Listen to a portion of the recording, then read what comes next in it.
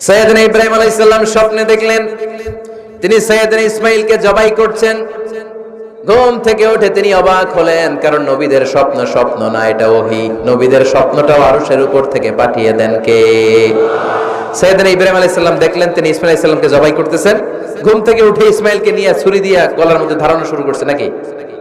এরকম করছিলেন না, তিনি আগে মতামত চেয়েছেন। ফালাম্মা بلغ معه السعي قال يا بني إني أرى في المنام أني أذبحك فانظر ماذا ترى। স্বপ্ন দেখে ঘুম থেকে উঠে সাইয়েদনা ইসমাঈলকে ডেকে বললেন, ও আমার কলিজার টুকরা সন্তান, আমি স্বপ্নে দেখেছি আমি নিজ হাতে তোমাকে জবাই করেছি। ফানজুর মাযা তারা, এবার শুনতে চাই তোমার মতামতটা কি। সুবহানাল্লাহ পড়েন। ফানজুর মাযা তারা, what do you think about it? What's your opinion about the issue? এই ব্যাপারে তোমার মতামত কি? নাকি ডাইরেক্ট অ্যাকশন? সাইয়েদনা ইব্রাহিম আলাইহিস সালাম কি ডাইরেক্ট অ্যাকশনে গিয়েছেন?